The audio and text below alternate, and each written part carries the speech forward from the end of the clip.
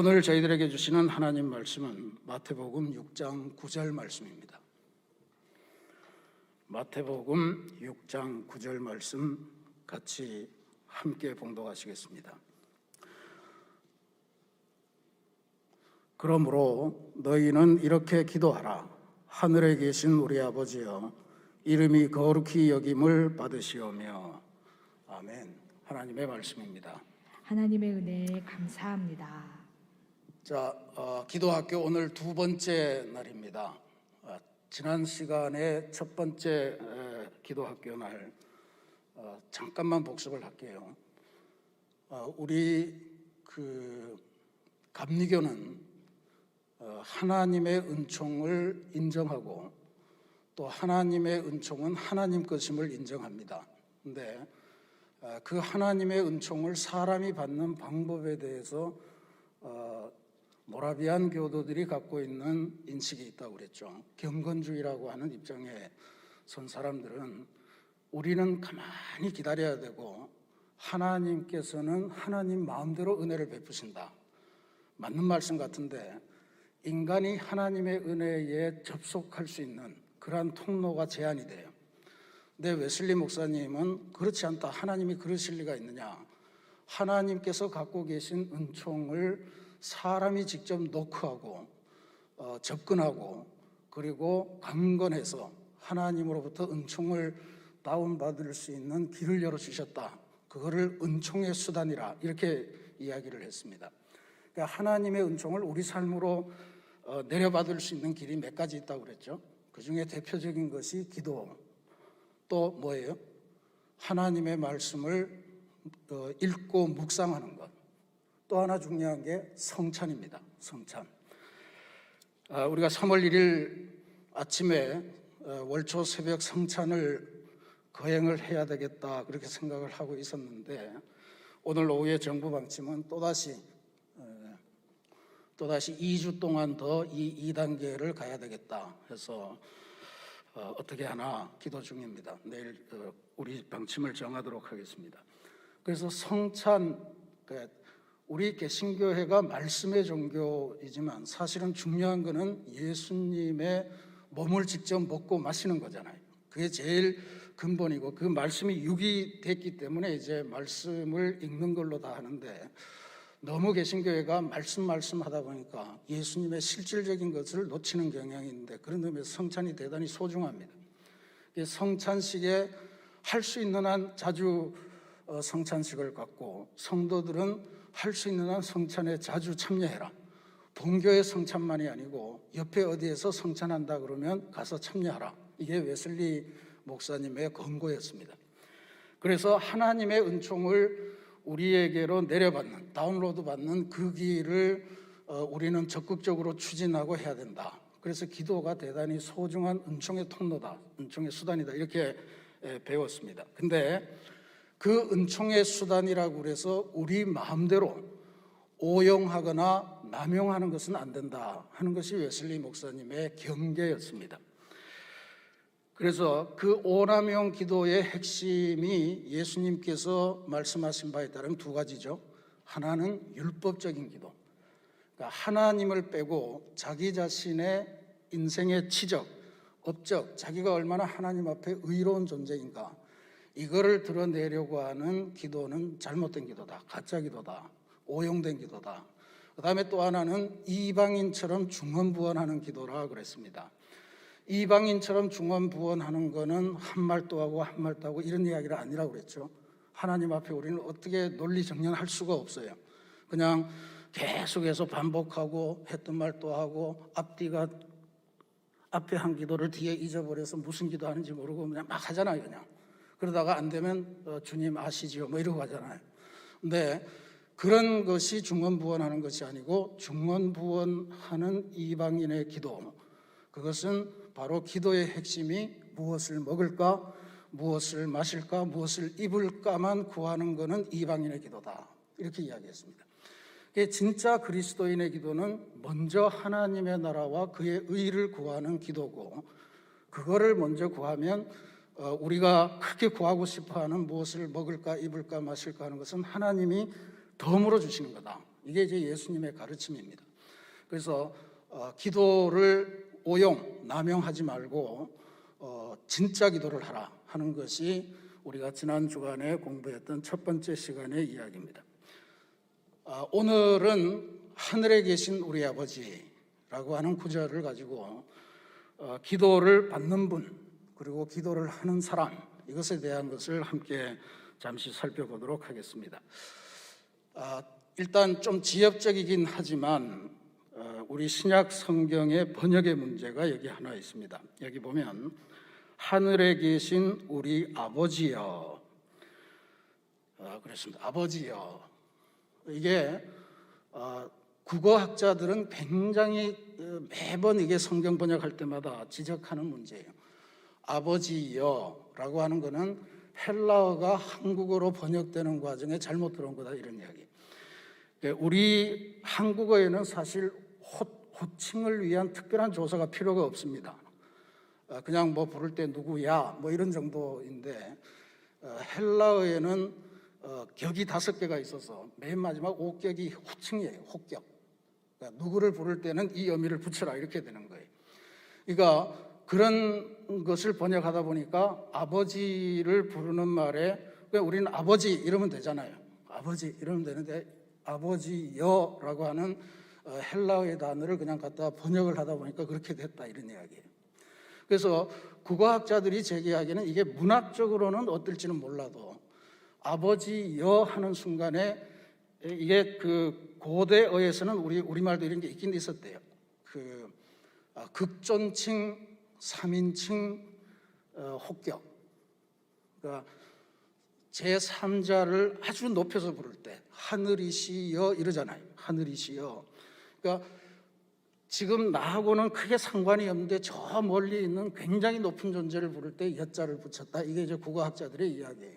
그러니까 하나님 아버지여라고 부르는 순간에 하나님이 우리 옆에 계시다가 어디 멀리로 날아가시는 거예요. 저 하늘 높은 곳에 가 계시고 그렇게 잘 안 보이는 거예요. 우리 새신교회는 그런 노력을 열심히 하는데 오늘 정형국 목사님도 기도하실 때 주여 하지 않잖아요. 주님 이렇게 하잖아요. 그러니까 마찬가지 이야기. 주여 그러면 일단 살았는지 죽었는지 알 수 없고 두 번째는 확실하게 우리 옆에는 안 계신, 그래서 저 멀리 있어서 굉장히 큰 소리로 불러야 되는 이런 존재를 의미하기 때문에 살아계신 하나님에 대한 호칭으로 아버지여가 맞는가? 국어학자들이 계속 제기하는데 이게 습관이라는 게 무서워서 이 마태복음 6장 9절에 하늘에 계신 아버지여의 여자가 떨어지질 않는 거예요. 계속 그러는데 우리 주기도문 찬송가 앞에 왜 주기도문 있죠? 주기도문도 여러분 찬송에도 그렇게 되어 있습니까? 요즘 찬송가의 앞에는 대한예수교 장로회 통합 측에서 새로 번역한 새번역 주기도문, 새번역 사도신경이 다 붙어 있습니다. 사도신경. 근데 거기에 보면 기존의 주기도문은 전부 다 하늘에 계신 우리 아버지여 이렇게 마태복음 본문을 그대로 갖다 옮겼어요. 근데 새번역으로 된 거에 보면 하늘에 계신 우리 아버지 이렇게 부릅니다. 그러니까 이게 이제 그러니까 모든 교단들이 다 통일할 수 없기 때문에 성경을 못 바꾸고 있는 중인데 교단 중에서 비교적 그래도 보수적인데도 통합 측에서 이런 시도를 먼저 했습니다. 그러니까 하나님은 지금도 살아계셔서 저 하늘이 아니고 우리 옆에 계신 분이시니까 우리가 바로 앞에 있는 아버지를 대할 때 아버지여 이렇게 하지 않잖아요. 그러면 좀 이상하지 않을까요? 아버지가 앞에 계신데 아버지여, 아버님 뭐 이렇게 뭐가 가야 되는 거죠.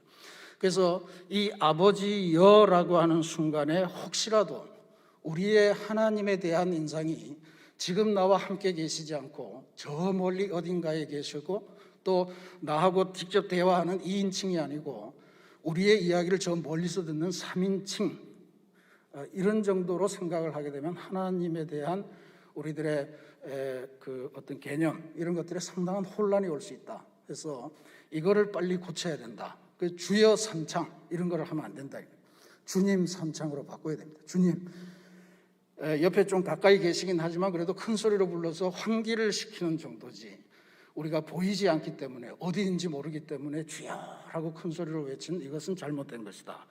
그래서 우리가 먼저 이게 문학적인 표현으로는 그렇게 쓸 수도 있죠. 그러나 기도의 현장에서는 습관적으로는 나오는 거 어쩔 수는 없지만 그래도 생각날 때마다 내가 이렇게 부르면 하나님이 너무 멀리 계시는 거구나, 하나님이 나하고 대화를 나누시는 게 아니라 저 멀리 어디 계셔서 3인칭이 되시는구나, 이런 것들을 기억하시면서 우리의 호칭을 정리하는 게 필요하겠습니다. 자, 그러면 우리의 기도를 받으시는 분은 누구냐? 제가 이야기를 하나 해드릴게요. 대형마트에 엄마하고 아주 조그마한 딸내미가 이제 갔는데, 엄마가 쇼핑하러 갔겠죠. 엄마가 쇼핑을 열심히 하다 보니까 자기도 모르는 사이에 물건을 이렇게 자꾸 만지다가 딸내미 손을 놓아버린 거예요. 그리고는 계속해서 물건을 쫓아가다가 애는 애대로 떨어졌고, 그 서로가, 엄마는 아직도 애가 자기 손을 놓은지도 모르고 그냥 있는데 아기는 혼자 떨어져서 엄마가 보이지 않으니까 막 울기 시작해요. 근데 엄마는 그것도 모르고 그냥 계속해서 물건을 보러 가는데 어디서 어린애가 한곡하게 소리를 지르는 소리를 들었대요. 근데 가만히 뭔가 들어봤더니 자기 이름을 부르더래요. 자기 이름을 조효상 이렇게 부르는 거예요. 딸내미가 엄마 이름을 막 부르는 거야, 거기서. 그래서 가보니까 우리 딸내미니까 끌어안고 내가 잘못했다, 뭐든 다 먹어라, 뭐 이렇게 위로하고 하는데, 나중에 그 딸아이한테 자그마하게 물어봤대. 너 왜 엄마를 놓쳤을 때 엄마를 부르지 않고 엄마 이름을 불렀냐? 그랬더니 그 아이가 아주 현명하네. 여기 온 사람 대부분이 다 엄마냐? 그러니까 내가 엄마라고 불러도 누가 나를 봐줄 거며, 그래서 조효상은 하나밖에 없으니까, 그래서 그게 확실하게 엄마를 찾는 길이었다, 이렇게 이야기를 한 거예요. 굉장히 똑똑한 애죠. 똑똑한 애예요. 오늘 우리가 기도할 때 하나님을 찾는 것도 그런 이치입니다. 세상에 우리가 알다시피 기도라고 하는 것은 어떤 종교든, 심지어 종교를 갖지 않아도 기도를 해요. 하나님, 부처님, 또 뭐 마호멧, 또 온갖 무생물, 나무, 돌, 온갖 것에 전부 다 신의 이름이 다 붙어 있잖아요. 그래서 제각기 다 기도를 하는데 우리는 정확하게 우리의 기도를 받으시는 분이 하나님이다.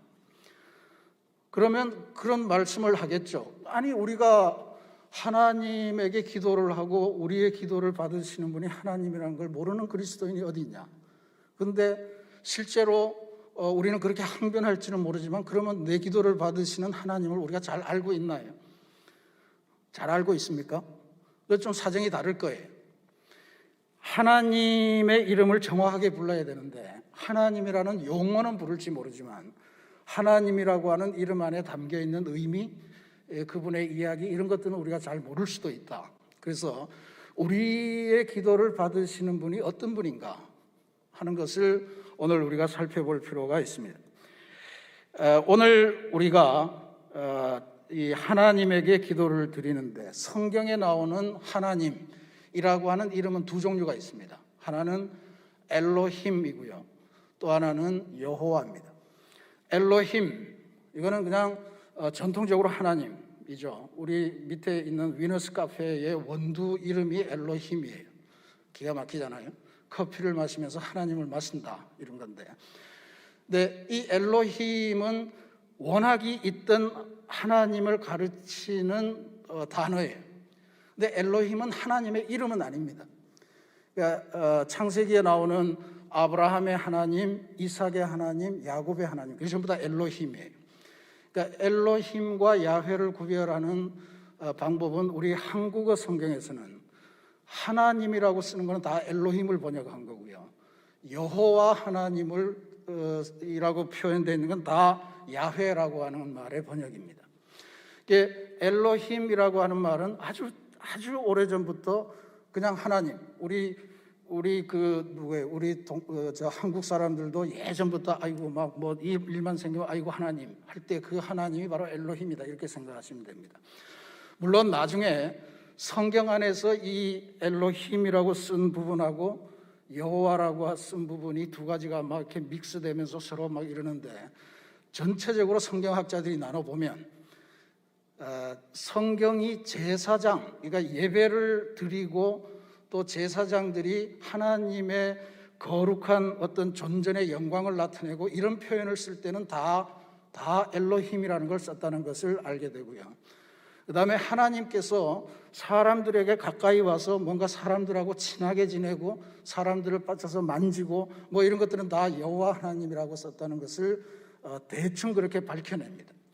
그래서 이 엘로힘과 야훼라고 하는 것이 대단히 중요한데, 실제로 하나님께서 자기의 이름을 나를 이렇게 불러라 라고 하는 그 호칭은 야훼예요. 그게 어디 나오냐 하면 출애굽기 3장에 모세가 호렙산 기슭에서 떨기나무, 불은 붙었는데 떨기가 타지 않더라 라고 하는 그 광경에, 그 무서운 속에서 하나님에게 부름을 받을 때 하나님이 직접 계시해 준 이야기.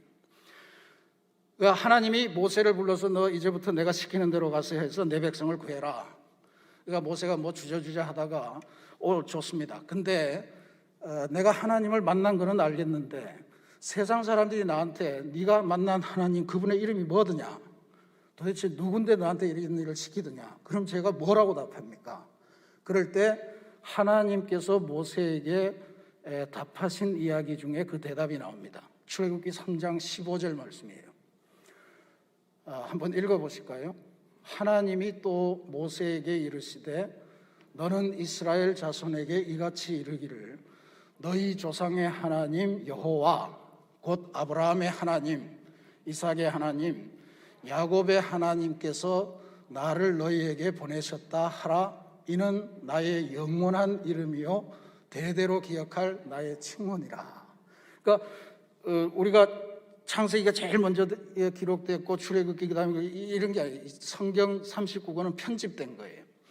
그러니까 역사적으로 가장 오래전에 쓰여진 성경은 출애굽기라고 다들 이야기를 하는데, 창세기는 확실하게 바벨론 포로로 잡혀갔을 때 기록된 것이고요. 그러니까 하나님이 자신의 이름을 계시하면서 들려주신, 하나님께서 직접 밝히신 하나님의 이름, 그거는 야훼였다. 여호와라고 하는 저 이름에 담겨 있다. 실제로 저렇게 써요. YHWH. 아무도 저걸 정확하게 발음을 할 수가 없대요. 할 수가 없는데 구약을 전공하신 분들이 그래도 가장 가까운 발음은 야훼다, 이제 이렇게 알려준 겁니다. 저거를 영어로 번역한 사람들은 예호바 이렇게 번역을 했고, 그걸 중국 사람들이 받아서 예호바 이런 게 발음이 잘 안 되니까 예호화 뭐 이렇게 번역을 했어요. 그 우리말로는 그냥 여호와 이렇게 된 겁니다. 근데 저 야훼, 하나님께서 직접 알려주신 이름, 엘로힘하고 좀 차이 나는 걸 아시겠죠? 엘로힘은 그냥 하나님이라는 존재를 묘사하는 표현이고, 야훼는 하나님이 나를 이렇게 불러라고 알려주신 하나님의 이름이고요.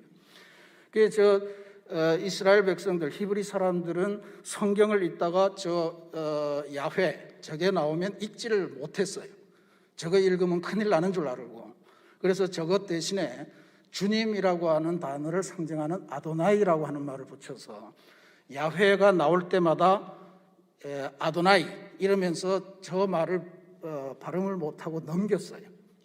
그리고 또 하나는 저 성경을 읽다가 야훼라고 하는 게 나오면 곧바로 페이지를 넘겨서 다시 썼어요. 그러니까 야훼는 언제나 새로운 페이지의 첫 단어가 돼야 된다, 뭐 이런 이야기가 되는 거죠. 그러니까 그럴 정도로 하나님에 대해서 두려운 마음을 가지고 있었던 것이 이스라엘 백성이었습니다. 이게 우리가 변화산에서 모세, 엘리야, 예수님 이렇게 있는 그 황홀한 광경을 보고 베드로가 두려움을 느꼈던 게 바로 그런 거예요. 하나님의 얼굴을 봤으니 우리는 죽게 생겼구나.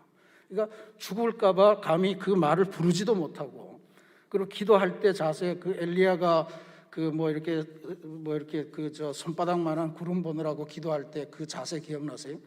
두 무릎 사이에 머리를 집어넣고, 여러분 그 기도 자세가 나올 수 있을 것 같으세요? 한번 집에 가서 해보세요. 이게 되나?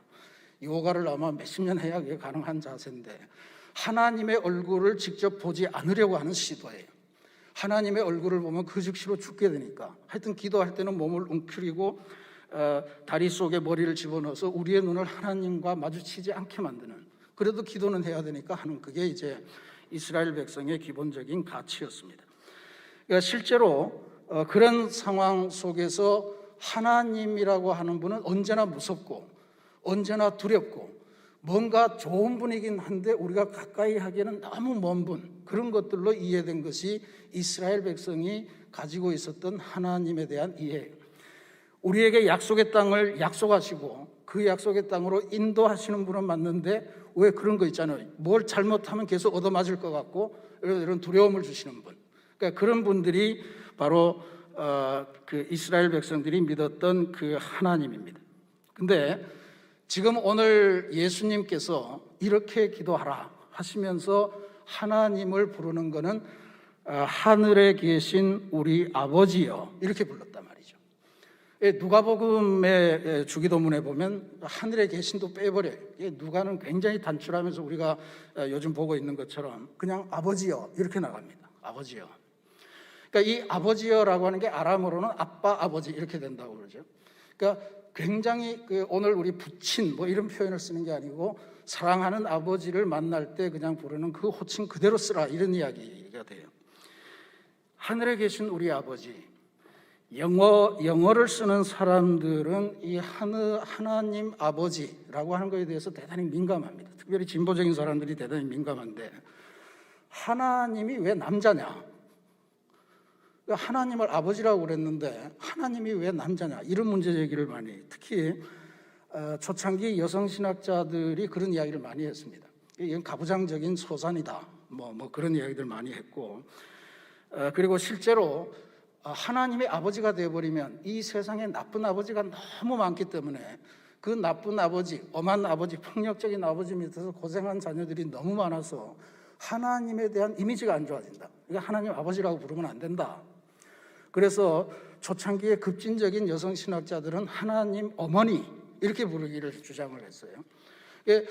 성경에 봐라, 실제로 호칭만 하나님이지 하나님의 모습은 독수리 날개처럼 이렇게 품어 안고, 뭐 호세아 같은 데 보면 이렇게 목에 멍에를 두르고 이게 걸음마를 가르치고 젖을 물리고 이런 장면들이 다 어머니 상이다, 그렇게 이야기를 했어요. 하나님을 어머니라고 부르자, 이런 시도가 또 한참 있어서 아버지냐 아버지냐 뭐 서양 신학계에서 난리가 났습니다. 근데 한국에서도 어떤 분들이 그런 걸 소개하다가 큰일이 났죠. 한국에서는 아예 한 이단이 하나님 어머니를 지칭하고 나왔어요. 하나님 어머니 교회 이러면서 나왔습니다. 안상홍 증인회라고 하는 곳의 한 분파가, 아니 아버지가 계시면 자녀도 있는 법이고 자녀가 있으면 아버지 혼자 애 낳냐, 어머니도 계셔야 되는 거 아니냐. 그러니까 하나님 아버지도 계시고 하나님 어머니도 계시고 우리 하나님의 자녀들도 있다, 이제 이렇게 주장을 하면서 안상홍은 아버지, 뭐 안상홍 부인은 어머니, 뭐 이렇게 이제 교리를 만들어 나가는 거예요. 그러니까 하나님의 어머니 되심이라고 하는 성격은 이해하지만 하나님 어머니라고 부르기에는 결정적인 장애물이 생긴 거예요. 이단이 될 그런 위기에 처해진 거죠. 그래서 그게 굉장히 어려웠습니다. 현실적인 문제를 보면 지금 말씀드린 것처럼 세상의 아버지 중에 폭력적인 아버지가 너무 많아요. 아주 가정을 책임지지 않는 그런 아버지가 너무 많기 때문에 아버지라고 부르고도 영 찜찜한 거를 어쩔 수 없는 그런 성도들이 많이 있어서 과연 하나님 아버지라고 불러야 될까라고 하는 것에 대해서 문제 제기를 많이 합니다. 어머니도 마찬가지겠죠.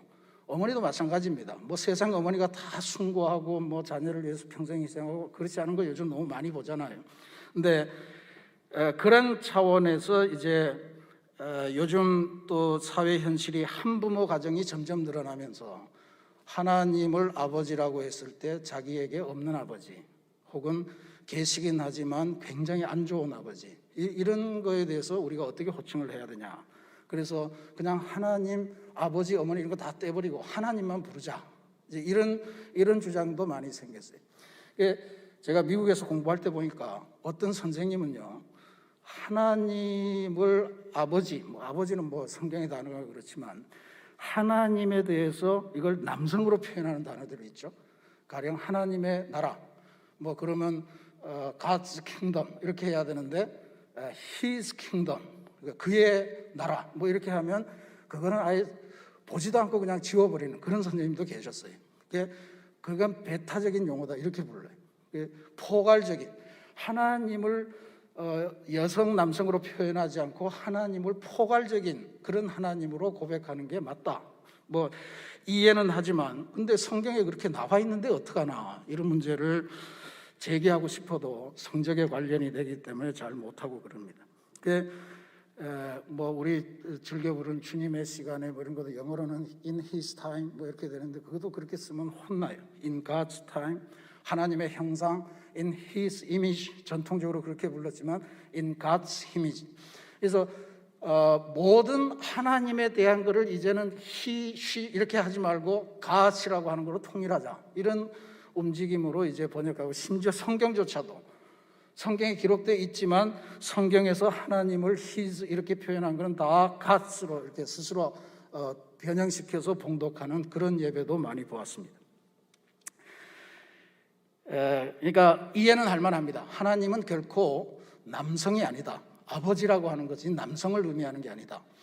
하나님을 어머니라고 부를 때도 하나님이 여성이라는 의미는 아니다 라고 하는 것은 우리가 이해를 할 만합니다. 근데 어떤 경우에도 그러면 예수님께서는 왜 하나님을 아버지라고 부르셨을까? 예수님이 하나님을 아버지라고 부를 때 하나님이 요셉 같은 남자라고 생각을 했을까? 그것에 대한 의미를 우리가 분명히 하는 것이 중요하리라 그렇게 봅니다. 예수님께서 하나님을 아버지 혹은 우리 아버지, 아람어로 하면 아빠 아버지 이렇게 부른 거는 하나님을 남자로 묘사하려는, 내가 남자니까 하나님도 남자여야지, 이 세상에 남자가 최고니까 남자가 그래도 힘이 있고 완력이 지도력이 있으니까 하나님이 이 세상을 다스려야지 이런 뜻으로 한 이야기가 아니라는 것을 분명히 깨칠 필요가 있습니다. 예수님께서 관심하신 건 실제로 하나님을 아버지라고 부른 것은 신구약 성경을 통틀어서 예수님이 최초입니다. 구약 성경에는 하나님을 아버지라고 묘사한 적이 없어요.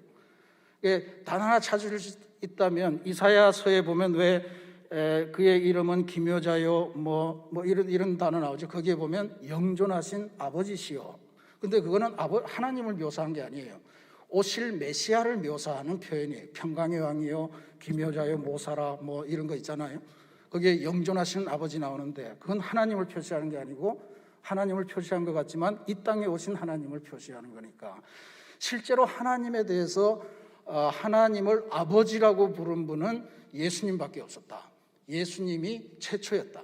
그게 뭐 어떤 사람은 그러면 여성신학자는 그때 그런 주장도 했어요. 그럼 네가 예수냐? 왜 하나님을 아버지라고 부르냐? 뭐 이런 거 하면서 덤비고 그랬는데 예수님께서 왜 하나님을 아버지라고 했느냐라고 하는 것은 구약 성경 내내 하나님의 이름조차도 제대로 못 부르고 하나님의 이름이 나타나면 페이지를 옮겨야 되고 하나님께 나아간다고 나아가서 기도할 때는 하나님의 얼굴 보지 않으려고 다리 속에 머리를 쳐박고 그렇게 기도해야 되는 하나님의 얼굴을 피할 수밖에 없고 또 하나님께서 안 봐주시면 안 봐주신다고 불평하고 그러니까 하나님의 보좌가 바로 앞에 있어서 아버지하고 하나님에게 가서 안기지 못하는 안타까운 그 하나님 인식 이런 것을 불식시키고자 하는 예수님의 마음이었다 이런 이야기죠.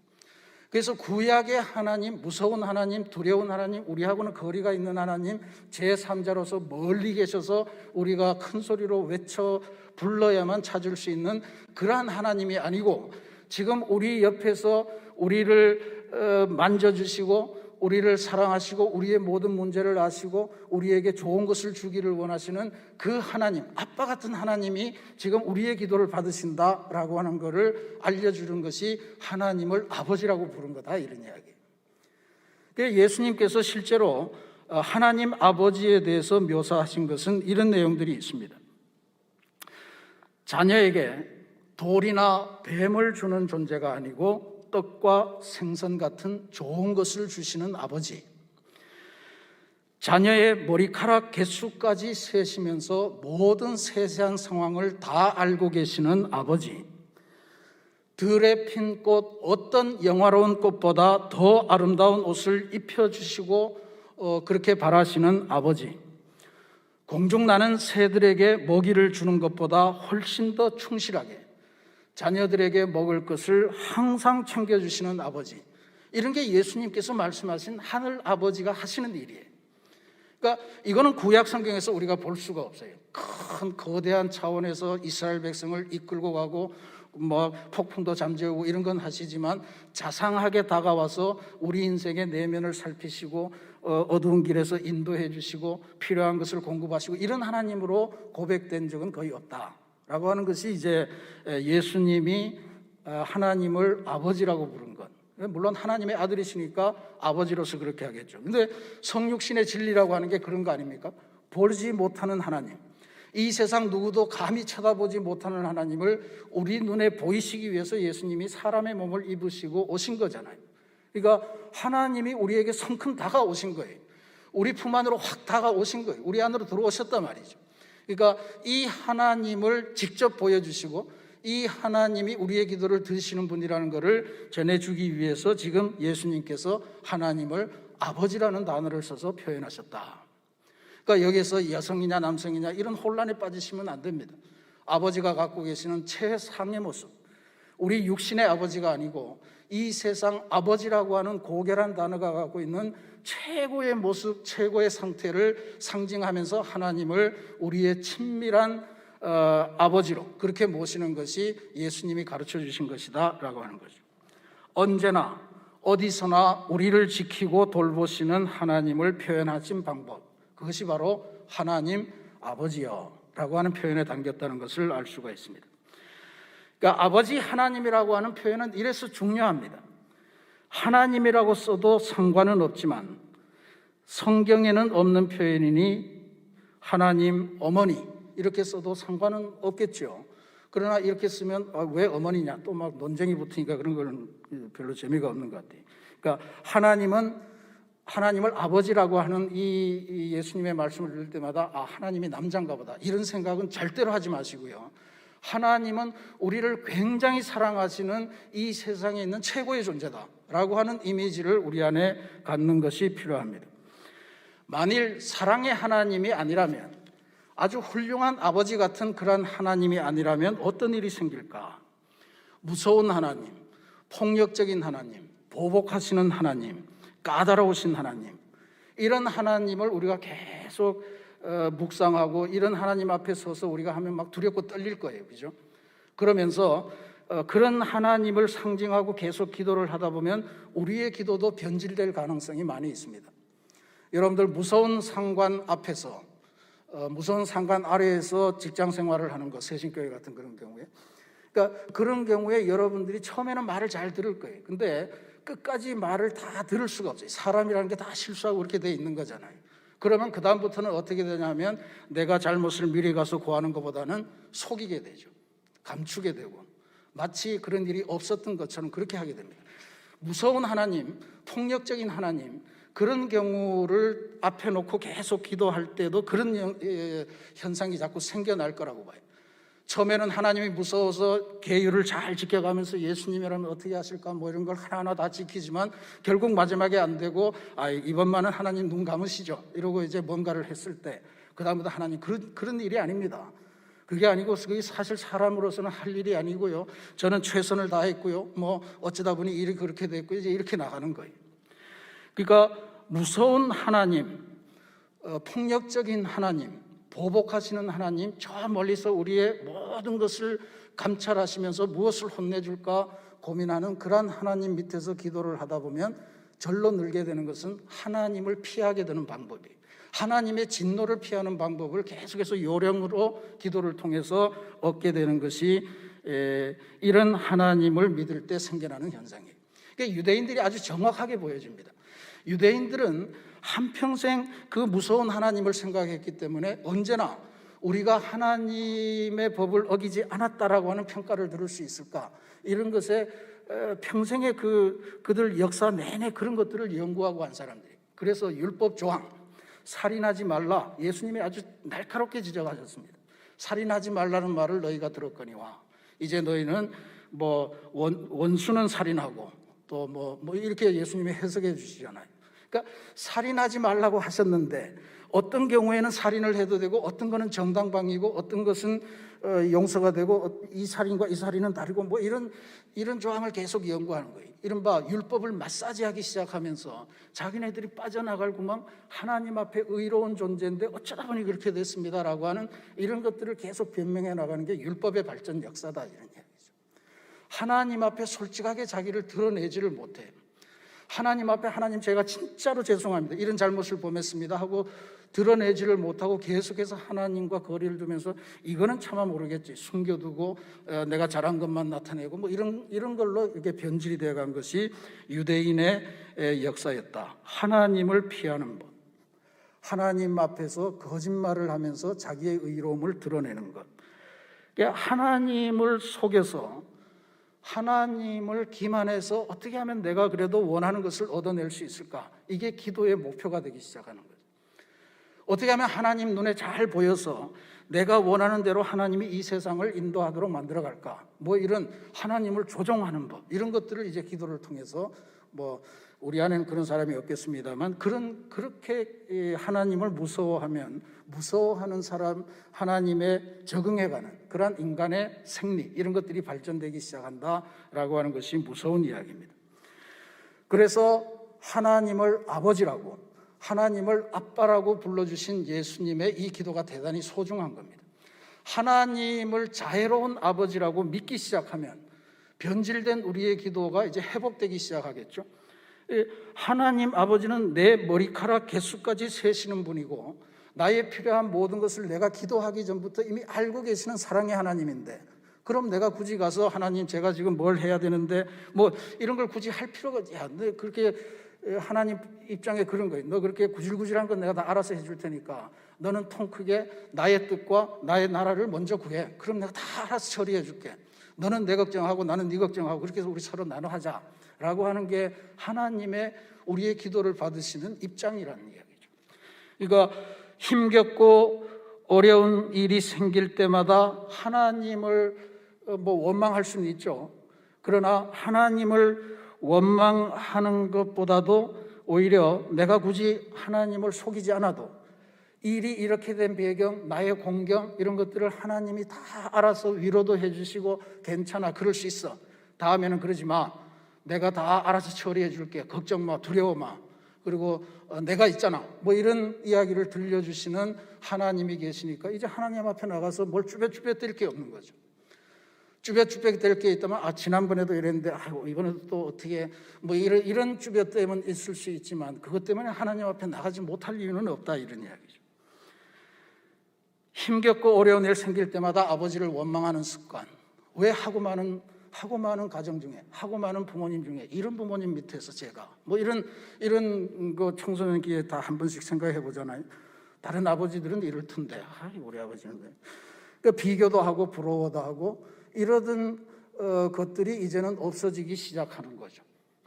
우리 아버지니까 이 세상에서 나를 가장 잘 아는 아버지고 내 공경을 가장 잘 아시고 내가 어떤 실수를 해도 다음부터는 절대로 나가서 다시는 그런 죄를 범하지 말고 이제부터는 평안하게 살아라, 뭐 이런 거를 해주시는 분. 힘겨워서 진짜 어려워서 죽겠고 살기도 싫고 뭐 이런데 우리에게 다가오셔서 두 팔로 안아주시면서 괜찮아, 안심해, 내가 있잖아, 무서워하지 마, 내가 너랑 같이 가줄게, 내가 대신 싸워줄게, 뭐 이렇게 하시는 위로와 희망과 확신을 주시는 그분, 아버지 같은 그분이 우리의 기도를 들으시는 분이시다라고 하는 것이 하늘에 계신 우리 아버지라는 이야기. 마지막으로 하늘에 계신이라고 하는 표현은 어떻게 해석해야 될까? 누가는 쓰지 않고 마태만 썼는데 말이죠. 하늘에 계신, 사실 우리가 성경 보면서 마태는 하늘을 좋아했고요, 누가와 마가는 하나님을 좋아했습니다. 그래서 천국이라고 하는 표현도 마태는 늘 하늘나라라고 써요. 하늘나라. 근데 마가와 누가는 다 하나님 나라라고 씁니다. 그러니까 이게 차이가 나요. 유대인들을 대상으로 마태는 복음을 기록했기 때문에 유대인들에게 익숙한 하늘을 이야기한 거예요.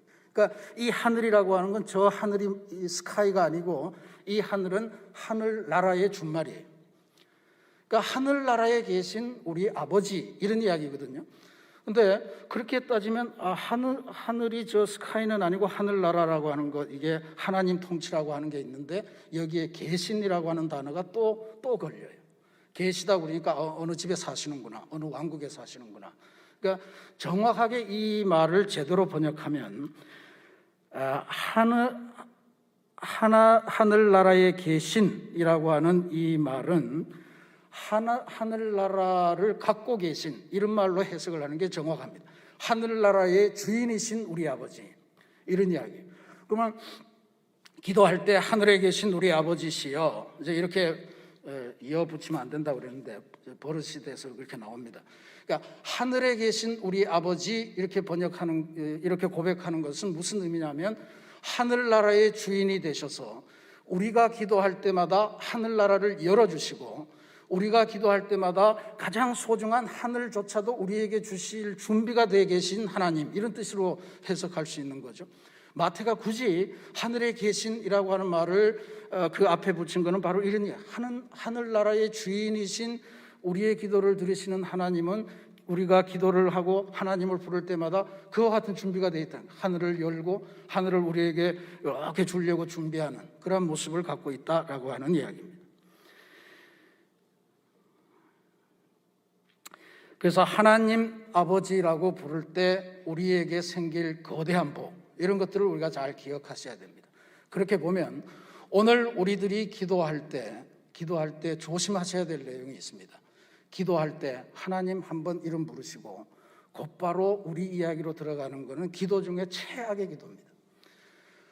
내 기도를 들으시는 하나님이 하늘 문도 여시고 하늘을 준비해서 이게 뭘 줘야 되나 이러고 기다리고 계신데 거기에 좀 집중을 해야 되지 않겠어요? 하나님은 이만한 거를 지금 준비하고 있는데 우리는 막 이 중에 이미 들고 계신 그 중에 몇 개 이렇게 이거를 이야기하고 훨씬 손해나는 이야기. 그래서 우리가 기도하실 때 향심 기도라고 하는 게 대단히 소중합니다.